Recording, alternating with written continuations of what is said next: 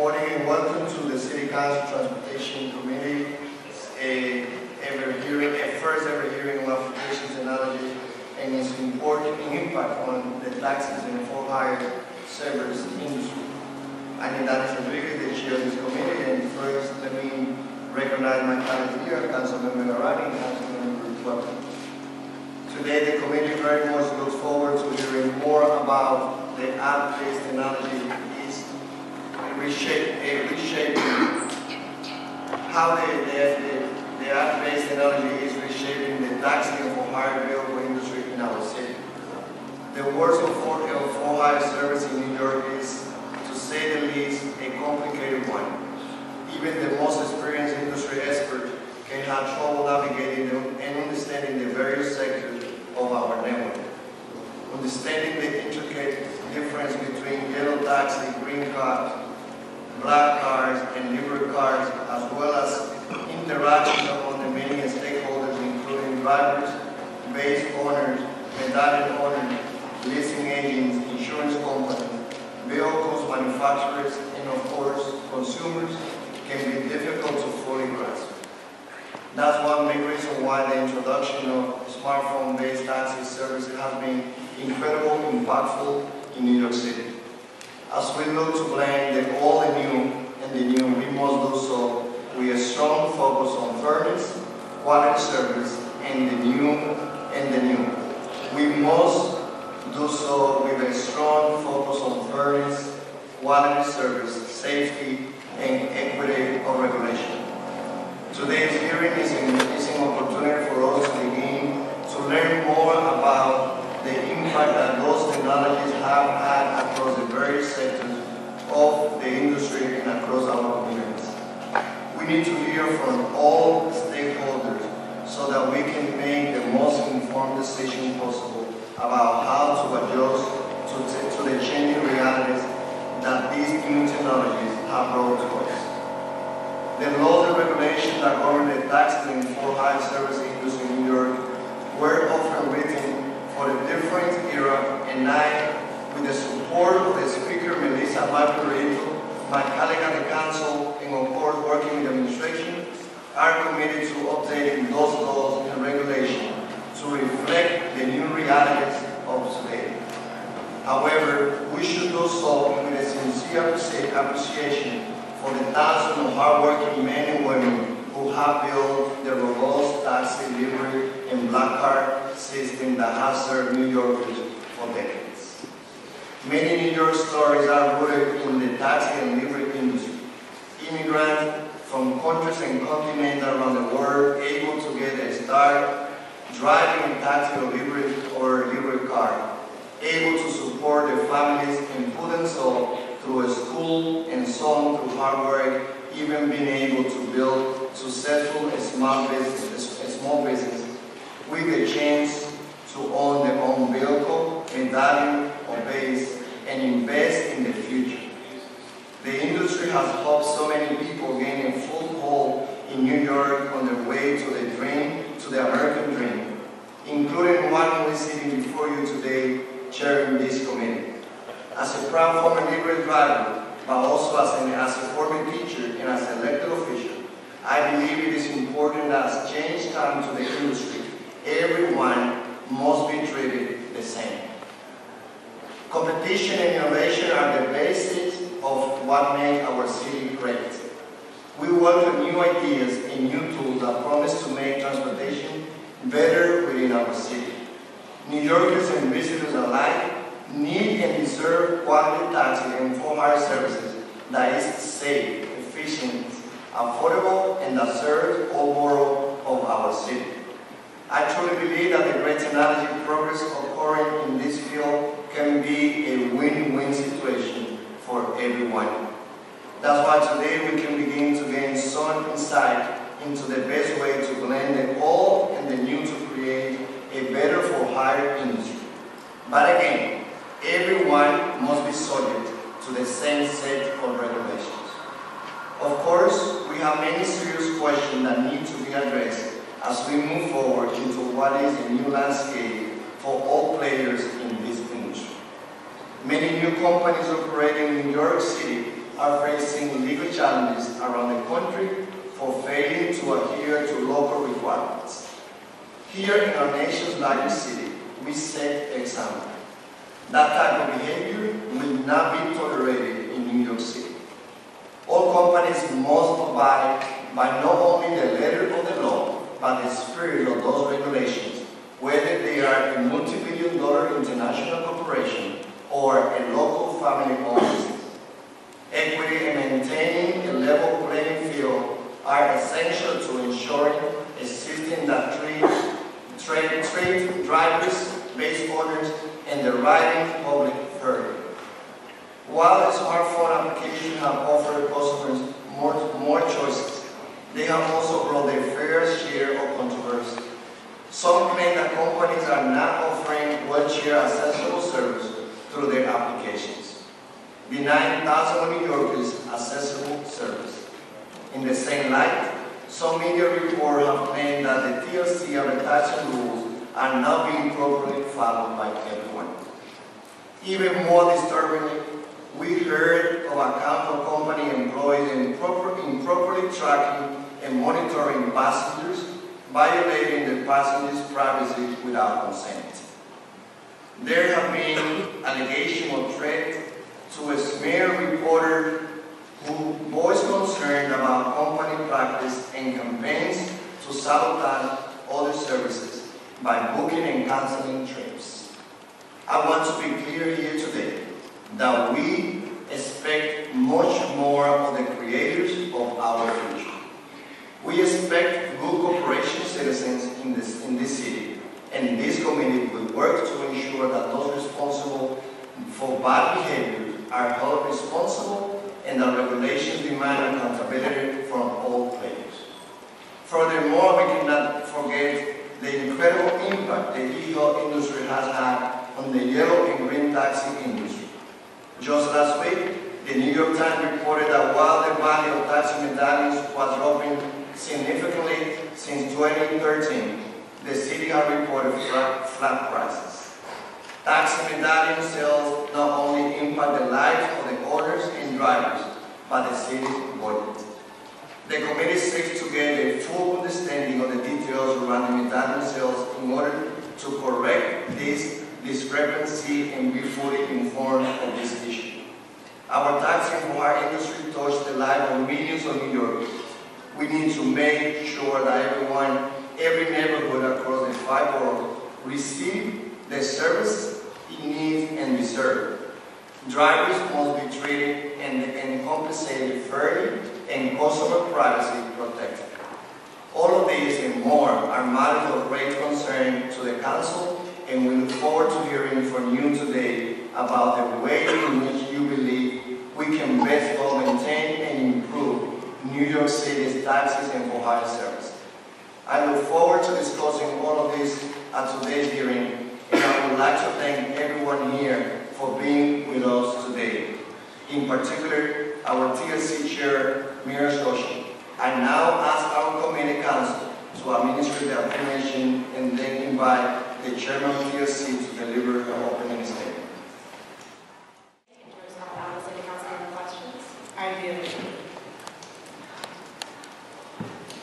Good morning, and good morning, Chair Rodriguez, members of the Transportation Committee, and members of the Council.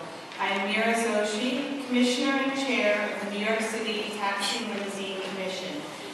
Thank you very much for the opportunity to speak today about smartphone applications, or apps, and the ways they have transformed the taxi and for-hire vehicle industries. The purpose of my testimony today is to describe changes to TLC rules as smartphone app technology has become more prevalent in the taxi and for-hire vehicle industries. These changes promote safe and reliable service for passengers and include accountability measures so core standards are adhered to while simultaneously fostering innovation. For years, new technologies have been present in the FHV industry. By 2009, many for-hire bases had adopted either off-the-shelf dispatching programs or had developed their own web-based dispatch program tailored to their particular service. The benefits of these technology enhancements which streamlined dispatch, were immediately appreciable. By 2012, these benefits were also widely present via smartphone apps that dispatch cars. There is no debate that incorporating apps into the dispatching process has given passengers more options and has given drivers additional income opportunities. Apps put direct access to taxis and for-hire vehicles in the pockets of every New Yorker and visitor with a smartphone. In some jurisdictions, however, apps are given special permission to provide for-hire service with unlicensed vehicles, unlicensed drivers, and inadequate insurance coverage. For example, in Boston, Atlanta, and Dallas, anyone can provide for-hire transportation without going through a licensing process. I am proud to say that app companies operating in New York City are held to the same high standard as all private for-hire transportation providers and must work within the existing TLC license structure. This means, for example, that dispatch drivers must be drug tested, background checked, vehicles must have for-hire insurance, and pass a 200-point inspection. A number of our regulatory counterparts from other jurisdictions have and continue to reach out to us about our experience in working with app companies to see how they have adapted to New York's high accountability regulatory model, thinking that what we have achieved must have been a very complex undertaking.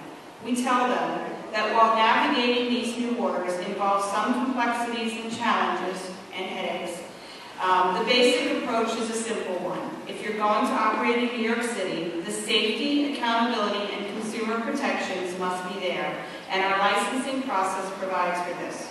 Unfortunately, some of these jurisdictions have experienced true horror stories involving, among other things, drivers who were poorly screened, vehicles without adequate inspections or insurance coverage. As taxi and for-hire services are essential components of any city's transportation network, such problems have the effect of degrading the system as a whole, which simply is not an option we would tolerate here in New York City, where we move about 1 million passengers a day. In New York City, different rubrics govern apps that dispatch, which is dependent on this industry segment they're dispatching, and whether they or a company related to them is a TLC licensee. First, I'll talk about apps and taxis. In 2013, the TLC launched a pilot program to evaluate hailing a yellow taxi through a smartphone. The program gives passengers the same experience they would have in any taxi. Passengers are charged a metered fare, and drivers must follow TLC rules. However, the use of the application allows passengers and drivers to peek around corners to connect with one another. This has the potential to increase driver income and lowers passenger wait time by helping them efficiently find each other, especially in areas without a dense supply and demand for taxi service, where drivers and passengers looking for fares are often not in the same place at the same time. From the first year of the pilot program, we have found that e-hail apps do help passengers find taxis in certain lower traffic areas. Over 600,000 e-hail rides were serviced during the pilot's first year, and the majority of the pickups occurred in either Manhattan above 110th Street or the boroughs, areas that historically have not seen a lot of yellow taxi service. While only 6% of all taxi pickups in that same period occurred in these areas outside of the Manhattan Central Business District, a full 66% of e-hail rides started in these areas. Due to the success of the e-hail pilot in providing yet another option for passengers to arrange safe and legal for-hire transportation service, before the end of the year, the TLC will plans to make the program permanent. The proposed rules will create an e-hail license structure and will mirror many of the requirements from the e-hail pilot. Apps and for-hire vehicles. To work in the FHV sector, dispatch apps must either obtain a base license from the TLC or work with an existing TLC license base, and for-hire dispatching is still subject to all TLC applicable rules. Most importantly, For-hire service must only be dispatched by a TLC basis and to TLC licensed drivers of vehicles meeting TLC's requirements. Today, as much as 42% of for-hire vehicles can be reached through passenger-facing apps using over 75 different platforms. This paradigm shift requires new accountability rules. A few weeks ago, the TLC unanimously voted to require all FHV bases to provide electronic trip records and prohibited cross-class dispatching in order to balance the growing prevalence of the practice with the Commission's policy and enforcement needs. And as technology in the for-hire industry continue to evolve, the Commission looks forward to discussing with Council and the Transportation Committee appropriate government action. Thank you again for allowing me to speak on how apps are transforming the taxi and for-hire vehicle industries. And at this time, I would be happy to answer any questions you may have. I also omitted to mention my colleague who's sitting next to me, Joe Relson, who's Director of Technology at the TLC.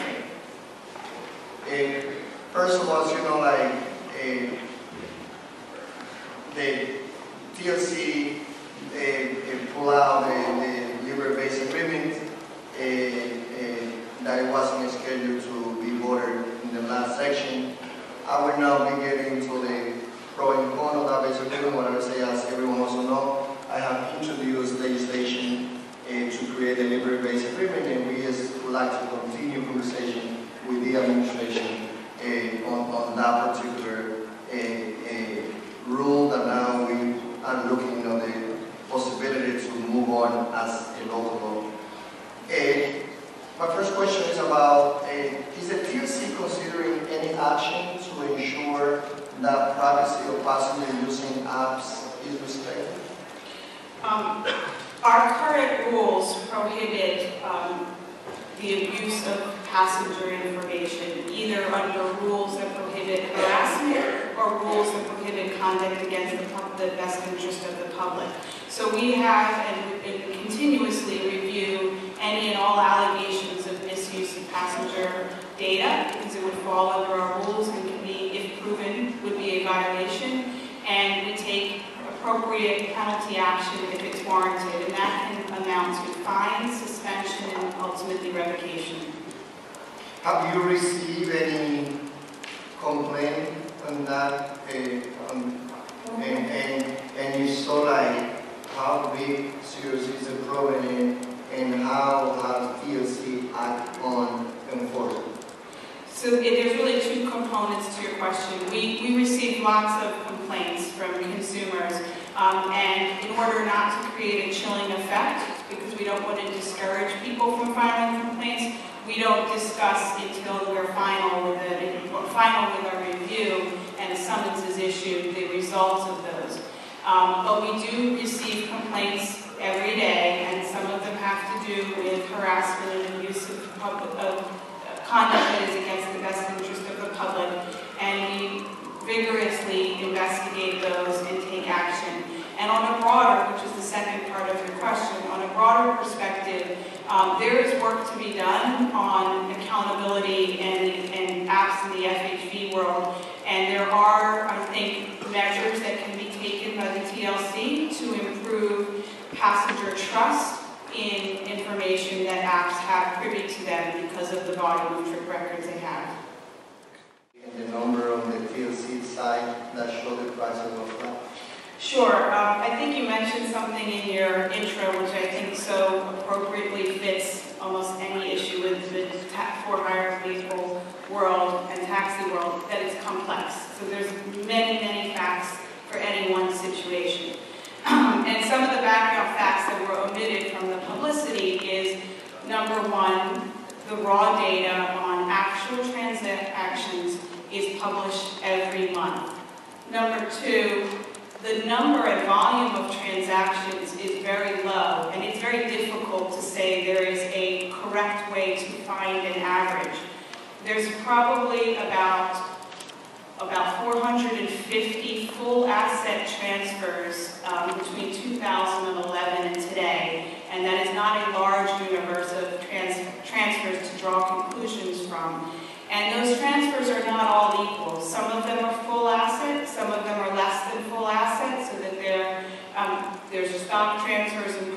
transfers. Some medallions are independent, some medallions are corporate. So for example, I think there was only about 35 full asset corporate medallion transfers in that time period. And then some have restrictions like accessibility or hybrid and some don't. So this is a small world of investors in the medallion market. They've traditionally always looked at the actual raw data and drawn conclusions about how to guide as guidance for lending. And many of the people that use this data actually are privy to more information because they know about not only transactions that are consummated and then the actual price, but they know about those that didn't go through. So transactions where the price wasn't one that was tenable for closing the deal. So I think what was missing from the article is the fact that one, there's really no way to calculate an average. Two, the raw data has always been available and the industry has always relied on the raw data. And three, that the average that was put up had a large disclaimer saying that it incorporated only some but not all of the transactions.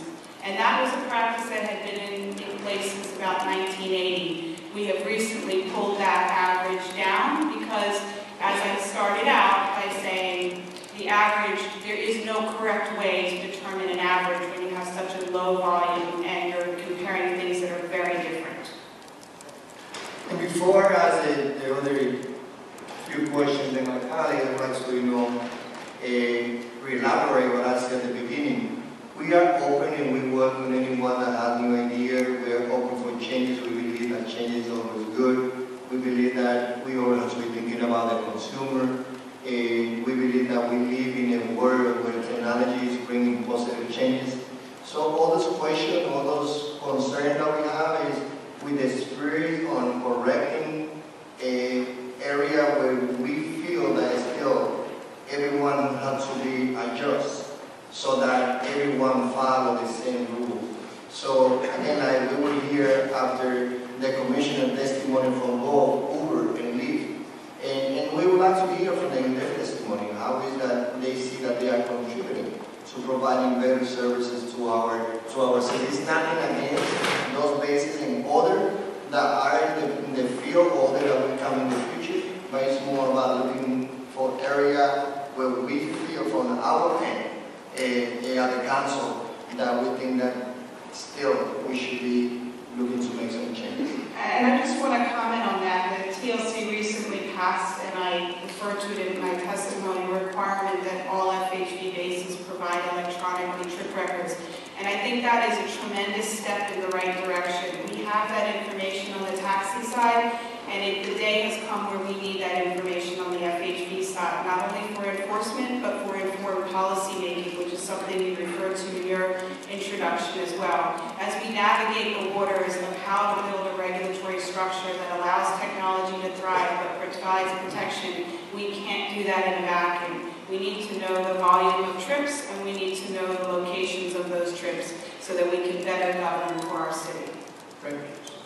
So going back to the last question, what impact, if any, are the application-based, the app-based providers, in this case, Uber and Lyft, are having on the medallion prices? Medallion prices have dipped recently. I think that they were probably the average, if you can say there is an average, which I beg to sort of argue whether there is an average, have come down from where they were in 2013. And during that time, there's been incredible change. There's been lots of new opportunities for transportation in New York City, and especially in the boroughs. We've got city bikes, we've got record high MTA ridership, we've had green taxis that have entered the streets, and we have the dispatching apps that provide new, faster ways to connect passengers with vehicles, and the dispatching apps that provide market teasers or freebies, which are extremely tempting and will get passengers to try out something at no cost for a period of time. Whether the passenger stays with that mode of transportation after the freebie period ends, time will tell. Depending on the price point and the customer service, many will come back to whatever mode of transportation they were using all of that needs to be taken into consideration to provide the context for understanding what does a decline of it's a couple $100,000 in the medallion price from 2013 to 2014 mean. And keep in mind, if you go back further, 2012, individual medallion prices were in the 700,000s. In 2011, they were in the 600,000s. So it's good to also keep a long view on medallion prices. But what it tells me is that there is an extremely strong passenger loyalty for yellow taxi travel in New York City. The hail in the street is still the preferred method for travelers in New York City. And nothing really replaces the immediacy and of going into a street, putting your hand out, and getting a vehicle that will give you a price-certain metered fare for transportation. That's a unique attribute of yellow taxis, and that is not going away along with passenger loyalty. Will there be dips, valleys, and peaks? Yes, we've seen that, because there's more choice. But there's a core loyalty to a gold standard of yellow taxi in the city that is here to stay. And again like that reduction of the value for us is a big concern, since also we believe that it will have a negative impact not only for any individual or corporation that can have a couple of hundred medallions, but also from those individuals that own the whole medallion and are driving the car in New York City. So people that have invested for so many decades. So this is something that we hope that we can continue having. Yeah, and there are owner drivers about 5,000, and I completely understand those are small businesses started by individuals or small groups of individuals. And I think it's also important to note that the budget and the disabled accessibility plans previews for the city that there are more medallions for sale, which can also affect price, because once there is more of something and people know there's more available, that often affects how much they're willing to pay for it. And are Uber and Lyft in compliance with this standard? There's two parts. There's the initial part of compliance, and when you get your license, you have to prove that you have either provide equivalent service with the vehicles that are affiliated with your base, or via a contract you have another vendor that can provide that service. That's sort of what I call the paper promise. Then there's the actual delivery of the service. And historically, the for-hire industry does not have a good record. FHB bases as a whole does not have a good record of making good on that promise of providing equivalent service if someone's to call a base. And we are looking at the entire FHB industry and its ability to meet that requirement for equivalent service. That includes Uber and Lyft. And there are problems. And we are finishing up shortly our complete review, and then we will propose a response to how to deal with this, what I think is systemic problem going forward. What are those problems? It's quite simple. The cars are not available. If you need a wheelchair car, you're not going to get it 9 times out of 10. And I think that's a systemic problem within the FHB industry. We have a great infusion of wheelchair cars through the green taxis, and those people that are leveraging those are able to provide the service. But in general, there is a systemic problem with providing service for wheelchair passengers. Are you aware of any regulation that currently not being? Are you aware of any regulation currently not being complied with Uber or Lyft? And if so, what regulations are those, and how, if in any way, Uber and Lyft attempted to rectify those? Whenever we are aware of a violation of our rules, we either go through an adjudication process where we work out with a particular licensee what the issues are. So we are in constant contact with both of those companies because as new technologies come in, as they navigate new borders, because the TLC licensing process is a new border for them, they do run into areas where they're non-compliant, and then we contact them and we work to make sure that they become compliant. And that is the same approach we take with all of our licensees, new and old, and there's sort of a constant ebb and flow of people that non-compliance issues that are brought to our attention and our response to them to ensure that there is compliance. Is there any particular Wine that at this moment you're looking at that they are not compliant?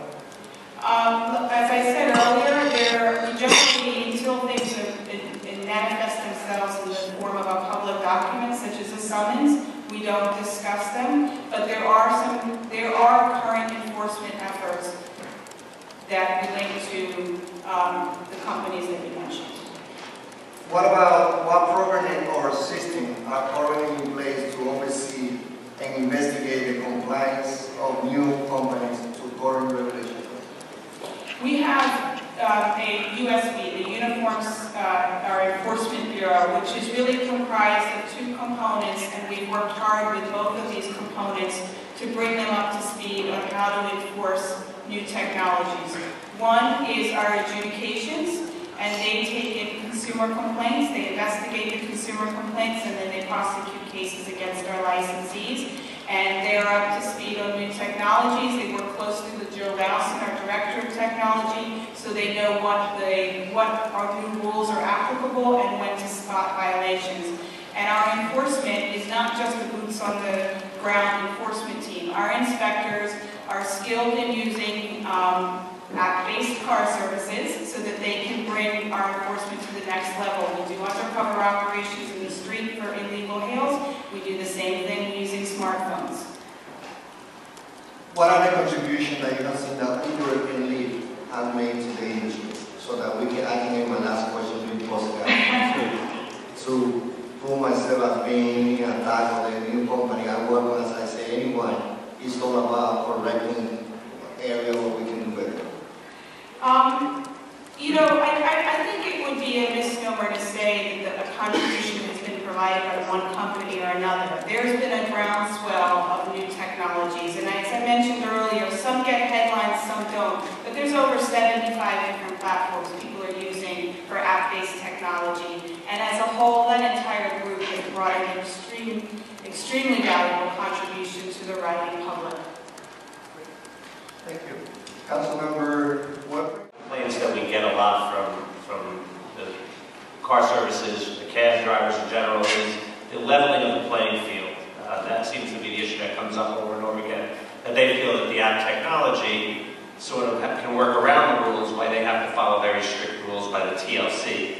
And I know you alluded to some of these, but can you describe what the TLC is looking at to try to level those playing fields, to give opportunities for other types of service to provide things? I know there's a big issue with surge pricing. That's a big controversy.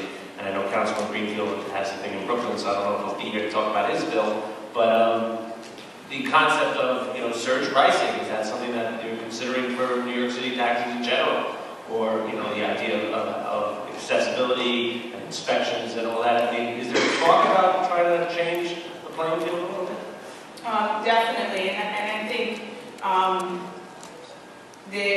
there's a few steps that we have already taken in recognition of that. One of the items I mentioned before was the trip records, and I think we can't minimize the importance of trip records. We demand that in the yellow taxi world, and that was a huge burden that we put on the yellow taxi industry. They now have breadcrumb data readers in every vehicle. But on the FHV side, we have no knowledge on the volume of trips or where they're concentrating. So requiring the bases to provide us with electronic trip records will go a long way in leveling the playing field in two senses. One, on the immediate sense in enforcement, but on the longer view, we will have a better idea of what policies work to level the playing field, because we'll know what the playing field looks like on the FHV side, something we don't have. Other items we've looked at are education. Today, the proposed rules, they're published now, where taxi drivers have to go to taxi school, but FHV drivers do not have to go to any schooling. And we think that that should be an equivalent burden. All passengers are entitled to the same quality of driver, and the driver should have the same educational requirements on both sides. So that would be another aspect of leveling the playing field, I think. There are some future rulemaking packages we're looking at that would talk about accountability and pricing structure in the FHV world, as well as looking at some of the restrictions that are currently imposed on the yellow industry that may have outlived their usefulness because they are requiring things of owners and drivers that we now, as part of Vision Zero, require of every owner and driver, not just the yellow taxi owners and drivers. Thank you. You also in your testimony talk about how a few weeks ago TLC unanimously voted to require FHD bases to provide electronic trip records, which you alluded to, and prohibit cross-class dispatching in order to balance the prevalence. Can you explain to me, because I'm completely clear on this, give me a real-life example of how that was happening, what it is you're trying to stop, and does that take effect immediately? Is that already in effect, and how does that work? Sure. I'm glad that I confused you, because that generally happens when we get into details in any discussion. But the cross-class dispatch, what happens in a cross-class dispatch is a black car-based dispatches a livery car, or a livery-based dispatches a black car. The Ad Code, City Council, as well as TLC, has rules that make distinctions between those two classes, and for a policy reason. The black car has traditionally been the premium service, and the livery car, not the premium service, more the community car model. So there's things like a black car base must be 90% non-cash, where a livery base, there's no requirement that you have to pay by credit card, you can pay by cash. One of the most important distinctions, I think, is the customer in the livery world is entitled to a binding fare quote up front. If you call the base and they say how much to take me to X place, they have to give you a binding fare quote. That's not something that's required in a black car. So when you allow for cross-dispatch, you dilute those important distinctions. And though we think passengers have choice, part of passengers having choice is ensuring that those choices remain viable options. So the prohibition on cross-class dispatch maintains that distinction between the two industries and allows both industries to thrive independently. So what are the complaints we get? I'm sorry, the effective date is 12/31. Oh, okay, thank you. That's right. So one of the other complaints that we get is from car services. A lot of the local car services by me complain that they don't have drivers, and then sometimes when they have drivers, those drivers are working for not only them, but also working for one of the ad companies as well. Is that something that TLC has thought about limiting, or are they okay with that? And is that something that's been discussed? It has been discussed, and I think it intersects with the cross-class prohibition because it limits, cross-class prohibition limits the ability for a black car company to go to a livery base and take that, send a dispatch to their driver. Drivers do have flexibility because they're independent contractors, so we always have to be mindful on any regulation that would impede their ability to be an independent contractor. But, so it's a balance, and I think the cross-class dispatch prohibition is where we struck that balance. You also mentioned in your testimony how cars that drive for the app-based companies the drivers are drug tested, there's a 200-point inspection. How is that done?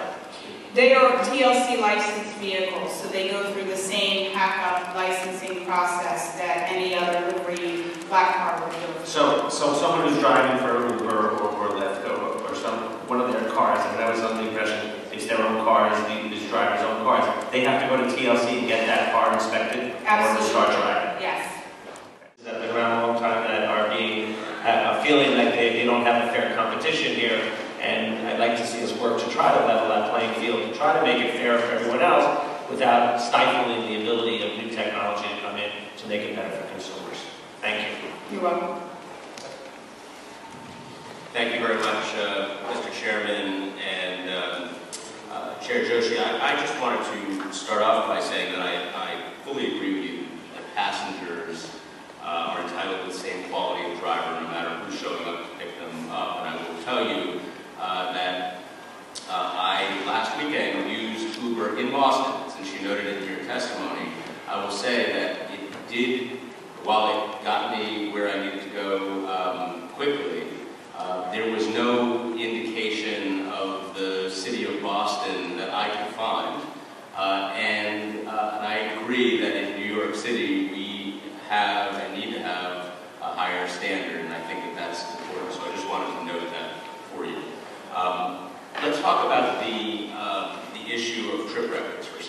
I think that also makes sense, and I think that was a good rule that you all put in place. But you noted that it will help to provide more insights as to how to level the playing field, and you also noted that it will help with enforcement. Can you tell us what you think it will do for enforcement to be able to have that sort of data coming to TLC on a regular basis? Sure. Today, if there is a violation of the TLC rule committed in a yellow taxi, we, through the TPAP data, can immediately tell who the driver is of that vehicle. And depending on the violation, we can use other information, such as where the location of the route of the vehicle's trip, the starting point, other things like that. But if the same thing happens in an FHV, we have to reach out to the base and then ask the base to look in its trip records and tell us who was driving that vehicle, and then they get back to us. And as you can imagine, that is a cumbersome process. If we were to receive, and we will be receiving trip records electronically, though not as seamless as the TPAP system in yellow taxis or the LPAP system in green taxis, it will be tremendously more efficient than the cumbersome process we have today. And with Vision Zero as our primary goal, especially when it comes to safety violations, we cannot afford to be uneven in the way we enforce against reckless drivers. I agree. Let's talk about the sales, the medallion sale issue for a second, or the pricing issue. In response to Chair Rodriguez, you noted that the prices dipped and that it was a couple $100,000. We have, as a budgetary question in the city, anticipated a certain level for medallion sales to be able to fill current and future holes in the budget.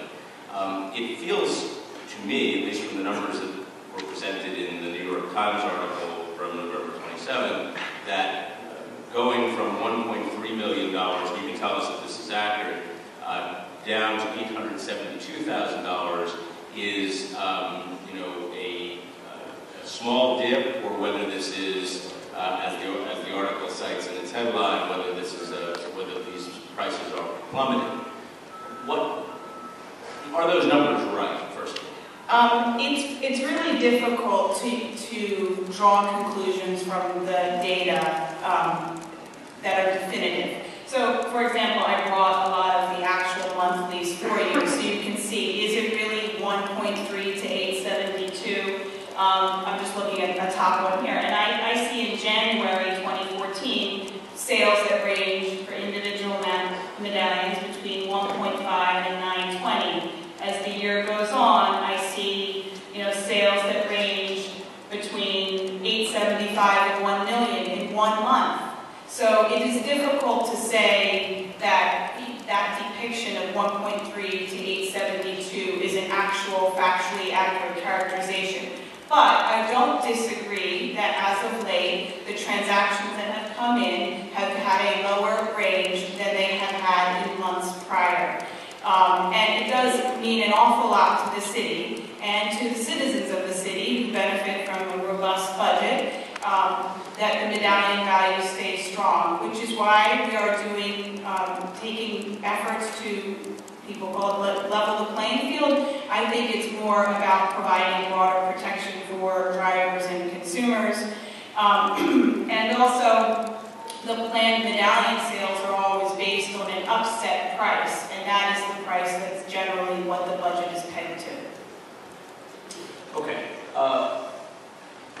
I think, and I understood all of your answers to the chairman about the raw data and how there's full and not full asset transfers, making this difficult for you to get a clear apples-to-apples comparison.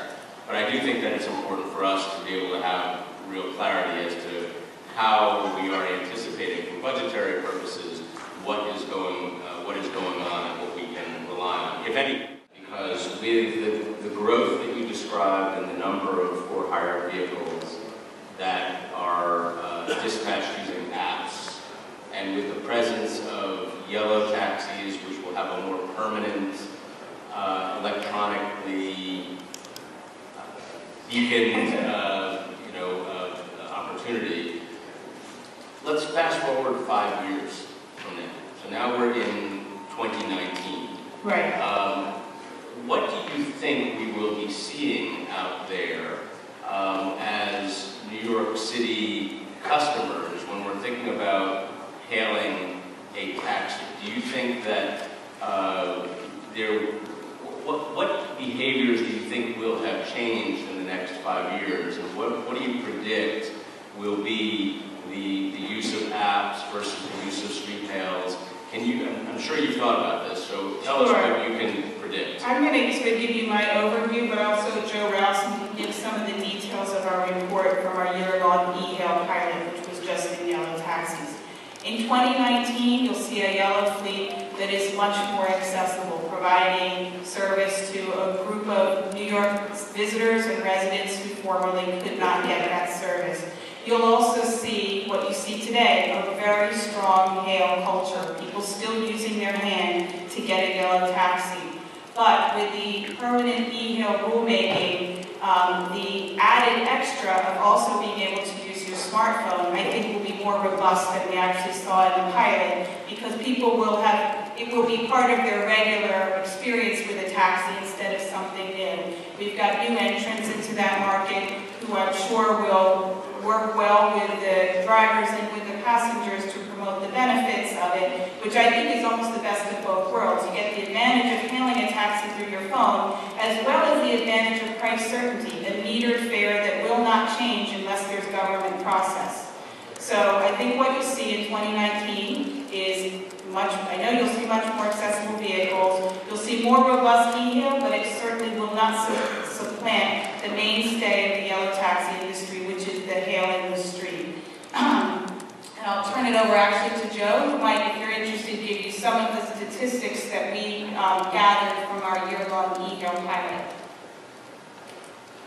So over the first year of our pilot, we saw that there were 625,000 e-hail rides by passengers in yellow taxis. We also saw another almost 500,000 e-hail rides in street deliveries, which can also do street hail, so e-hail service. We're seeing that the fulfillment rate in terms of the number of requests that are actually being assigned a taxi that comes to get them is, if you include both green and yellow taxis, to 60% over that entire year.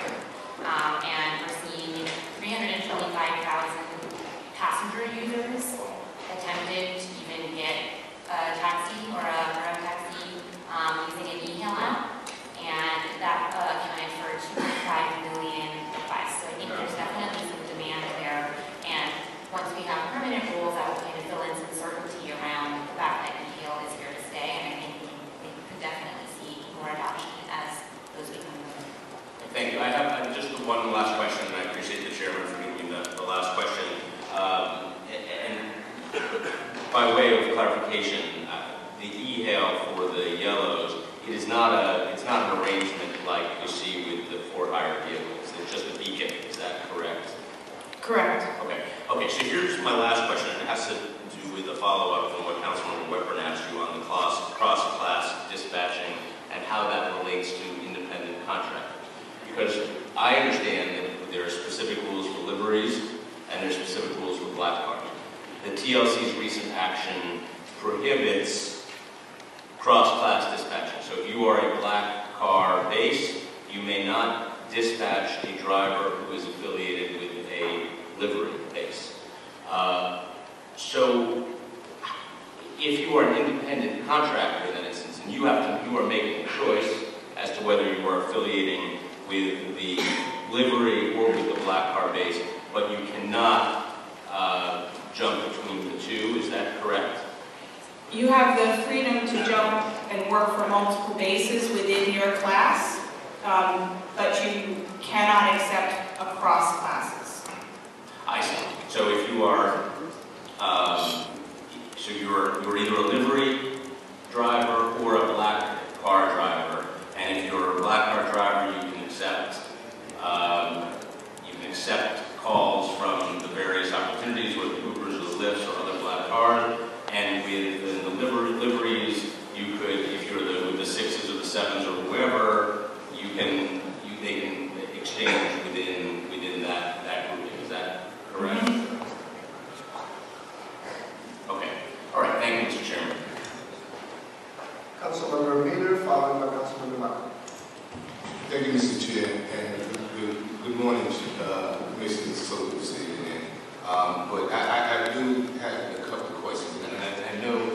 chairman asked a few times about misuse of information and other violations, and I don't know if they were being, if it was coy or being ambiguous, but I really didn't see a clear answer. So what I'm asking is, what would be considered a misuse of passenger information? What would be a misuse of passenger information under our rules would be anything that we considered against the public interest, as well as anything that would be considered a threat or a harassment to the passenger. So most likely any misuse of passenger information would fall under any one of those three rules.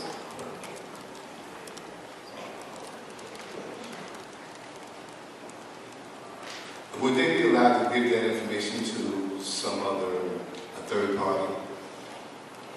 And that is an arrangement between the passenger and the person the dispatcher. I presume most passengers would not authorize that, but only if they did authorize it. Again, that is a relationship between the dispatching app and the person who gives them their credit card and says, yes, I want to start an account with you. They have a contract that they sign, and in that terms of it, they will discuss what they will do, presumably with passenger information. Okay. There's also been a lot of talk about passenger choice here, and in the outer boroughs, particularly in the district that I serve, aside from being near the airports, particularly Kennedy, there is not a lot of service that has been historically provided there. So could you speak to, with the advent of the additional players in the industry, what impact you think that this will have, and in fact, will it deliver the type of choice that we've been speaking about in terms of pricing, accessibility, safety, and others? Many of the dispatch apps talk about delivering service to underserved areas. Until we get trip records, we don't know whether that's true or not. But based on testimony that you've just, statements you've just made and information that I get when I go out to hear from other communities, I'm not sure that that is true. So there needs to be a real push to move people who provide service to the outer boroughs, to areas where there is not enough service today, to understand that there are new markets out there. There's new neighborhoods where people really do want safe, legal service. And with the green taxi outreach that we do, we often encourage people, be a pioneer. Don't stay where everybody else is. Move further out into the boroughs. You can be the first person. If you go, others will follow. And we will use trip records once we get them to analyze where we have a real lack of service, so we can hone in on those communities and do additional outreach to bring that service to those communities. That would be great to see that. I've been an advocate of the green cards and what they've yet to really come to full fruition in the district. In terms of uniformity and consistency within the industry, we obviously, that speaks to choice. And when we don't have that, when we don't have people who consistently provide the same service, then therein lies the problem. What efforts have been taken to ensure that we have consistency in training, pricing, enforcement, and all the other things that particularly in pricing? In the pricing, there is tremendous choice in the for-hire. There's price certainty that you get with the yellow taxi meter. There's price certainty that you get with the green taxi. With delivery, you get the price certainty of we don't set the price, but you're assured of a binding fare quote. And in the black car world, that's generally a premium service, there is more flexibility on pricing, and people should go in eyes wide open. We do think there's some problems with the amount of information a customer is given in the black car world. And it's okay to pay a lot for a ride, but it's important to know up front that you're going to pay a lot for a ride. And there's some work to be done in terms of accountability. But I would also encourage people, if they experience what they think is an overcharge, or to contact us directly. Oftentimes people go to a dispatching app, and I don't say that they shouldn't, but they need to contact us as well so that we can do do an investigation to see whether or not there was an actual overcharge. Okay, so and you said something to finish up, but then on the overcharges and inconsistencies, I know that by experiencing the lack of choice, if I took a delivery to the airport, it's about $30. If I took a yellow back home, it's $15. And you know that's problematic. I came in from the city with an Uber and $100. So for communities that struggle with transportation, clearly Southeast Queens, we don't have subways.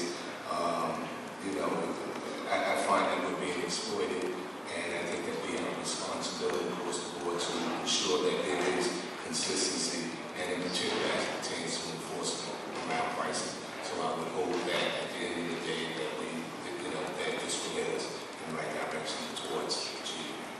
Thank you. I just have some questions. I was a little amazed by the 66% figure that you gave regarding out-of-borough people using e-hail. Is that a recent thing? Has that never been going up? Or is this... But I have to tell you that there's a big demand for cabs in the out-of-borough. I have a Toyota Camry, and it's a dark black. I know where the story's going.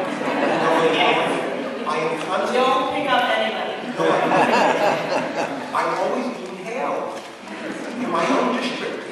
Now, in the beginning, I thought it was constituents who wanted to see me. So but now when they want to see me, let them call my office. I'm not pulling over anymore. Exactly. So Thank you. I know that it's a major issue. People are looking for transportation. So that number was surprising to me. I wanted to go over this because, you know, we do have a revolutionized taxi industry in the past several years with the advent of borough cabs, green cabs. And I'm wondering now if we have to assess where we're going with that based on the e-hailing, based on Uber.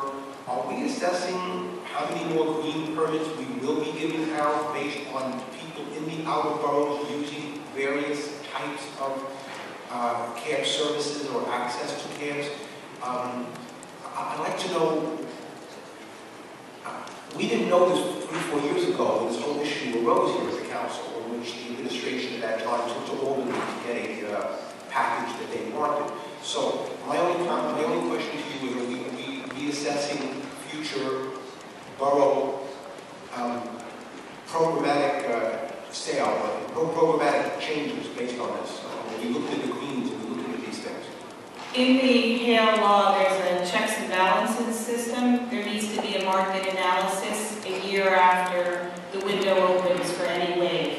So a year after the window opened, or was able to open on the second wave, we have to do a hail market analysis. And that will be the thorough analysis of whether or not there needs to be an additional tranche of green taxi permits sold. I do see a lot of greens in my district now, Rossneck, Parkway. I see a lot of greens. I also see a significant amount of yellows that I have never seen before. My question to you is, how many people are waiting for the green? Do you have a backlog of people waiting for the green licenses issuance? No, we don't actually. We have open licenses available. We sell them in tranches. So we have to sell a certain number of wheelchair accessibles, and then we can sell unrestricted. And we're probably in a total around 1,300 around sold, but there's 6,000 available. So for that 6,000, there is not a list of people waiting for the greens? There are people waiting, I believe, for the unrestricted ones, but there are not people waiting for the wheelchair accessible ones. Relative to Uber, my only questions, I have several questions, but my questions really revolve around handicap access. We work hard at the council to have audio access for the blind in many camps, and then toward the end of the last administration, rules and regulations were promulgated regarding the visually disabled, hybrid requirements that we in this council thought were important for the environment that we enacted, refusing a customer based on where they live in the city of New York was important to the outer borough council people. So I'd like to know, where does you perform into any of these legislative requirements and regulatory requirements that we, the council, were instrumental in? And like I mentioned before, with accessibility, we have a systemic problem in the FHB world with accessibility, and Uber, as well as other participants, are not in full compliance with our rules. And we're in the midst of a review, and we'll shortly come up with our proposal for going forward to correct it. Because you are right, there are things that the market does not correct for, and the regulators need to, things about surrounding discrimination and making sure there's equal access. Commissioner, I appreciate your remarks. I just want to make clear, as former chair of this committee, that legislation that we enacted at the prior council was never meant to only single out the yellow industry. It was meant to be applicable to greens, and now I want that applied to Uber.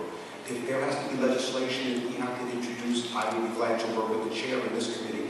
But this is a matter of principle. Myself and many others on the council. I think it comes down to we're moving 1 million people a day, no matter what they're traveling in, they all deserve the same experience in terms of safety and accountability. I agree. I thank you for that, Commissioner, and I stand ready to work with you. Now I'm chair of the technology committee, so I fully understand that technology does not stop, and technology will always advance. But it can't be that it advances at the expense of basic human rights and total accessibility for the disabled and for those who live in outer boroughs. It's very important.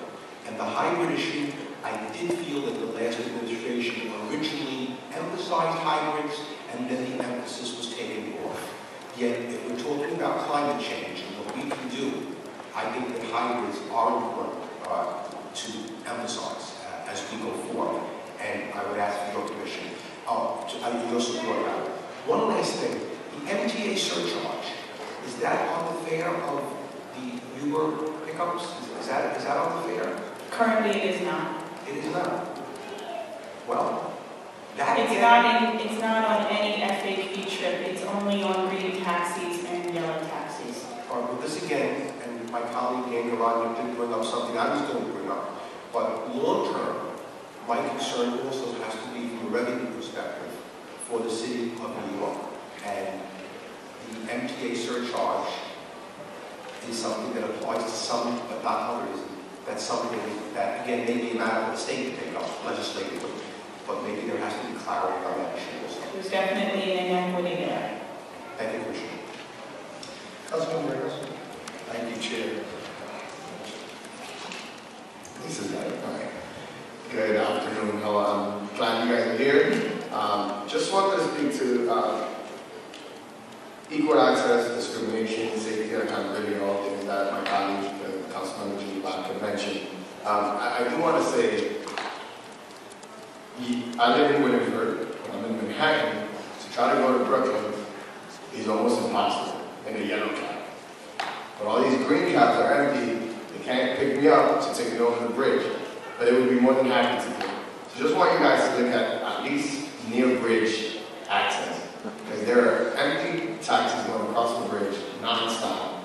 So I have to call Uber to take the ride over because Uber can go be anywhere. So I had to get Uber, and they were able to pick me up and take me across. But no yellow cabs are going over the Williamsburg Bridge unless they already have passengers in it. It's important when that happens, even though it sounds like it's insignificant, that you contact us, because then we can take action against that licensee, and maybe they do it once they're penalized, they don't do it again. So it really helps if every person who experiences that contacts us so we can make an appreciable difference. Okay, so I contacted 311, and they said they asked a lot of questions that weren't applicable at the moment, and made it so that I didn't even want to continue with the process in regards to reporting. I had to go on the other side when the cabs were coming out of the Williamsburg Bridge into Manhattan. I hailed a cab there. Once I hailed the cab, I told him I'm going back to Williamsburg, and he was upset. He was furious. that I duped them into picking me up to take me back to Lyft. And I did try to do it, and 311 asked a lot of questions. Where were you going? Where were you going? Where was he picking you up from? And there were other questions that I thought were relevant. And this had nothing to do with discrimination on race. It's destination discrimination. There you go, destination. And we work with 311 because there is a disconnect. They're not involved in our world, so oftentimes it's helpful if we give them a script so that they know the types of questions to ask. That occurred on the green taxi side. There were a few issues. They were getting calls. We needed to clarify with them how to handle those. I'm not pleased to hear that on something like this that they're not able to sort of definitely get the relevant information out of the caller, but we're more than happy to work with them to make sure that that happens. Yes, so that's definitely an issue. It absolutely is. And then I want to talk about equal access and discrimination.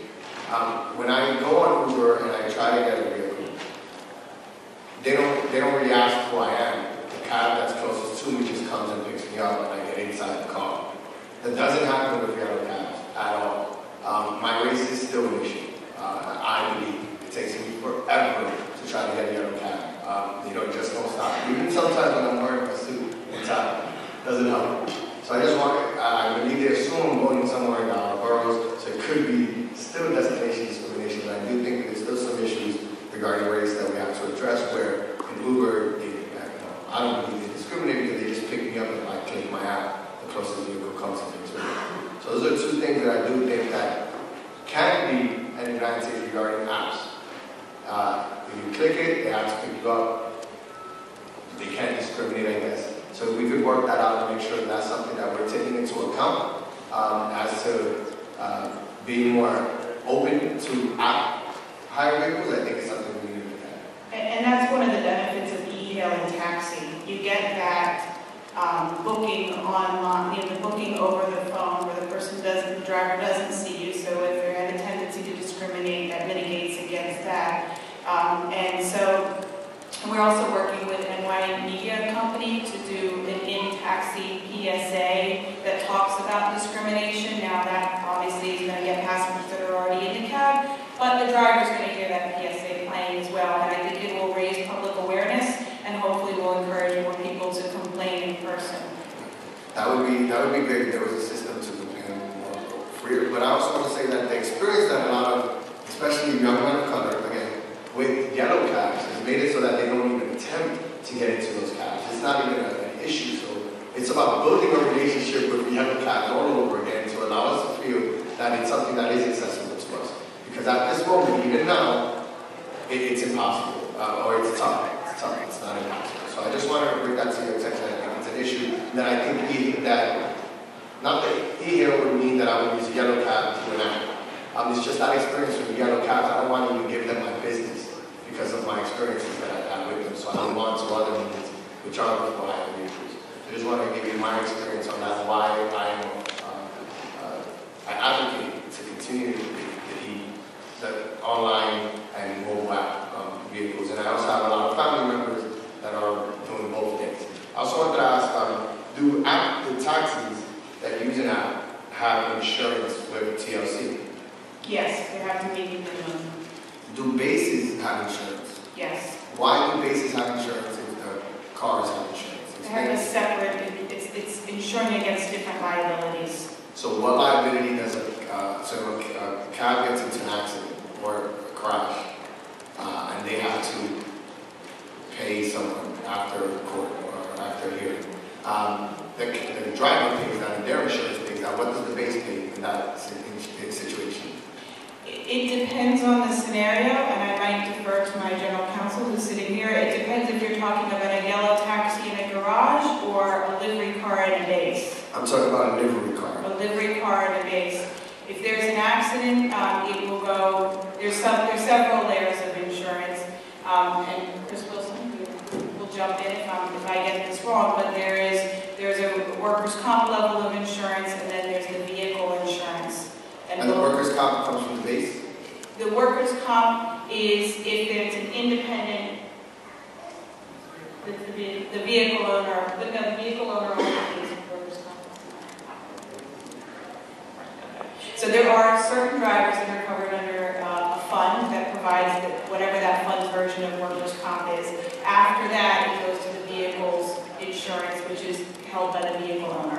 So what does the base pay for? I want to understand what the base, because I believe... In that scenario, Yes, In that scenario, the base would pay the workers' comp. they would pay the They would workers' comp. pay either the black card fund. Can you identify yourself? Excuse me, Chris Wilson, General Counsel of the Taxi and Limousine Commission. The base, if it is a black car base or a livery base, pays respectively the black car fund or the independent livery driver's benefit fund, the workers' compensation coverage for the driver if the driver is in. Okay, I just want to be, so my goal here, and I know you said it in the testimony, is I want these drivers to make as much money as possible with as many, they have 20 apps and 20 phones, and they're in a base. For me, I think that's the way to go, right? Because make more your money. It's been a tough job for a long time. Now there's opportunities that are arising out there that you can take advantage of to make yourself better than you. So I'm more than happy to give them all the access in the world as long as there's accountability and you guys do what you have to for safety. But I want to understand the role of the base because with the apps, if you have 3 apps, right? Now let's say Uber and Lyft only. Is there money, is there something that Uber and Lyft, the base portion of it, because they're a TLC base, I guess, they have to have a base somewhere. They pay into the black car fund as well?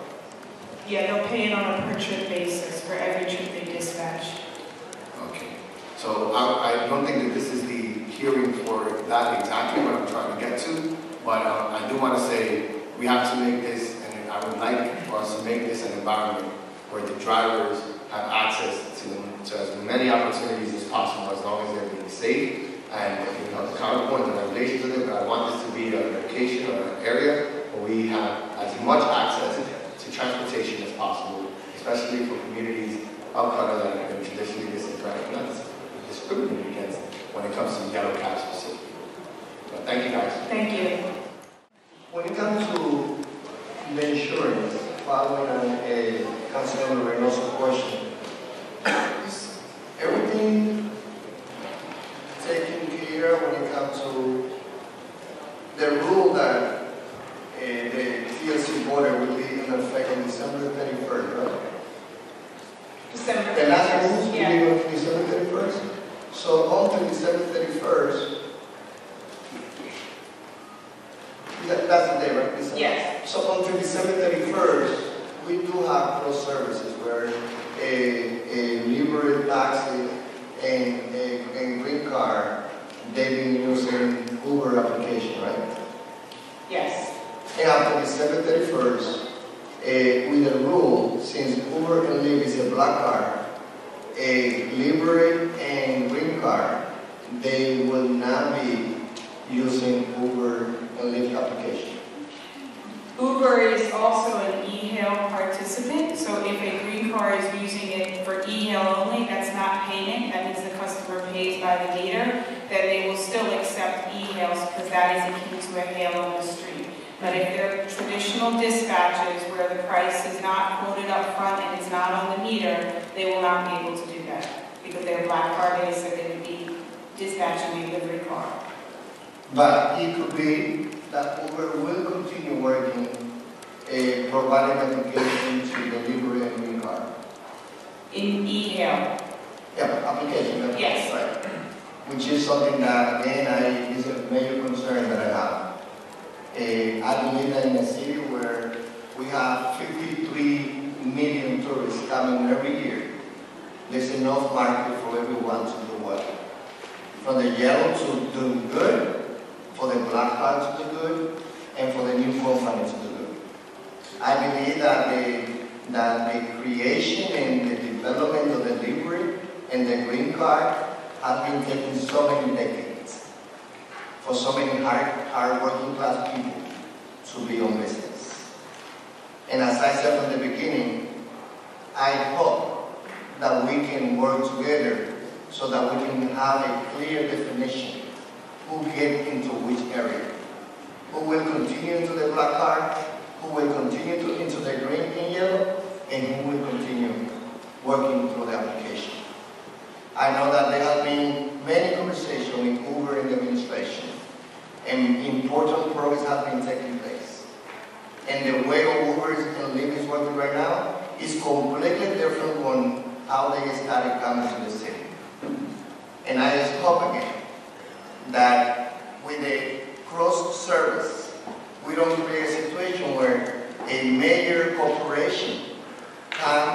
and monopolize the whole services of an industry, in this case of the delivery and the green card. Again, that has been taking so many decades for hardworking people. So I just hope that, that we can continue that conversation. On the e-hail and greens, I think it's, and maybe if I didn't make myself clear, I'll try to now. E-hail in a taxi is an extension of the hand, but it gives the driver the metered fare and whatever tip that passenger decides to give to the driver. My understanding of ordering a car under Uber, that is payment on your credit card that's on file, directly to Uber, including the driver's tip, and it's the price that's set by Uber. An e-hail in a green is akin to an e-hail in a yellow. That means the passenger, instead of standing on the street and putting their hand out, uses their phone simply to summon the car, to bring the car to them. Once they get in the car, they get the benefit of the metered fare. They can pay by cash, they can pay by credit card, and the driver gets the entire tip, and the passenger can choose what amount tip they want to get.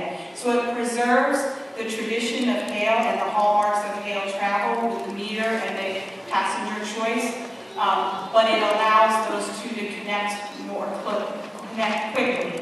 And that's sort of how that's how it works in yellow, and it is more prevalent in green simply because there's more space in the boroughs than there is in Manhattan, so the concentration of people in cars is more spread out. And I have met most of the stakeholders of this industry. I've been clear to everyone. I want to be fair with everyone. And I don't want to create a condition or support a condition where a particular group, even though it's a local mom-and-pop, libre-based, or a multi-billion-dollar corporation, monopolize any area of the industry. So that's my concern that I have. And I hope that we can look at this. So, but for me, up to now, my understanding, what I was supporting, is for Uber to continue working with the black card industry, leave the green, and deliver to the stakeholder that we have in the city, and the black card continue and the yellow doing the services. As we know, only the green card has the exclusive of going to, on providing the service at our local airport, unless a pre-arrangement is made. So I just hope again, I think that you made important progress in the last rules that you voted, but there's a lot more work to be done, and I just hope that I look forward to working with you.